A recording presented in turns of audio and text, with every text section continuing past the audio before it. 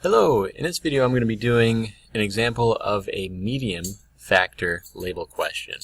So it's a little bit more difficult, but not too bad. It's convert 20.6 kilometers per hour to millimeters per second. So I'm going to write down 20.6 kilometers, and there's two ways to do it. One, you can just do conversion factor after conversion factor. Or the other way would be to separate it into two problems. I'm going to separate it into two problems first. That might be a simpler way of doing it. So I've got 20.6 kilometers per how many hours? If there's no number in front of it, then it insinuates 1. So 1 hour. We've got two problems. Kilometers, I need to convert to millimeters. So I put millimeters on top. Kilometers on the bottom. I'm going to get to this problem in a little bit.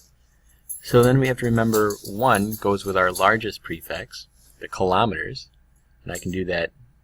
King Henry died by drinking chocolate milk. I don't need to do the giga and the micro nanopico, just the main 6. And I'm at kilo. I want to go to milli, so that's 1, 2, 3, 4, 5, 6. So I'm talking about 10 to the 6. Alright, take my calculator out that I always bring to class. We've got 20.6 times 1 times 10 is represented by the EE button, 6. Right, so it gives me 206, 1, 2, 3, 4, 5, about 20,600,000 millimeters. We're going to hold off on that number, and we're going to take our 1 hour that we got from our beginning, 20.6 kilometers per 1 hour, and we want to convert this to seconds. Well, I actually do know how many seconds are in an hour, but if you don't, you probably do know how many minutes are in an hour. 60 minutes per 1 hour. That gets rid of hours, and now there's 60 seconds in 1 minute. That gets rid of minutes. 60 times 60, plug in your calculator, is 3,600. 3,600 seconds. Alright, so now we've got our numerator, we've got our denominator. Our millimeters are seconds. All you got to do is take your 20,600,000 millimeters divided by your 3,600 seconds. Plug it in your calculator and you get your answer.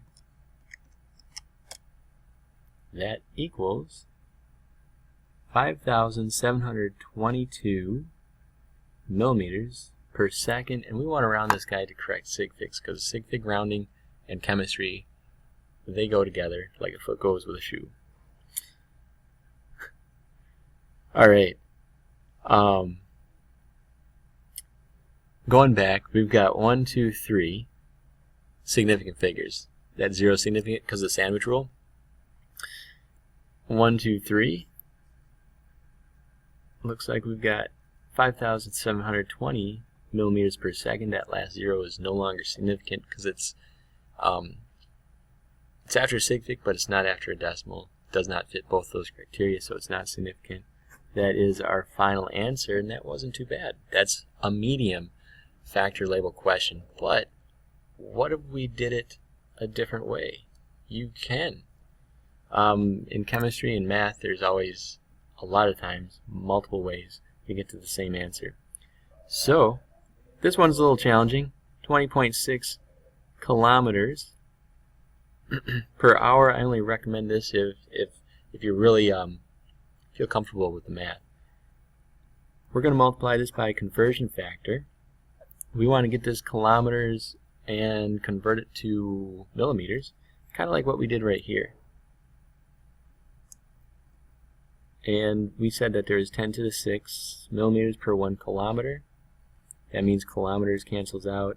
We're in millimeters for a numerator, that's good. We're going to do another conversion factor where how many seconds are an hour? We got 3,600 seconds in 1 hour. But wait a minute.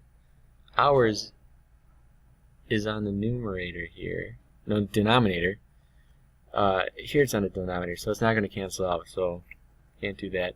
We're going to put 1 hour on top and 3,600 seconds on the bottom. That way the hour on top cancels out the hour on the bottom. And we're going to take 20.6 times 10 to the 6 divided by 3,600, and we're going to get the same exact number that we got the other way. 5,720 millimeters per second after you round it to correct sig figs. Technically you'd get 5,722 and then round it to sig figs. Alright, 2 ways to figure out the same answer to the same question. And that is how you do a medium factor label question.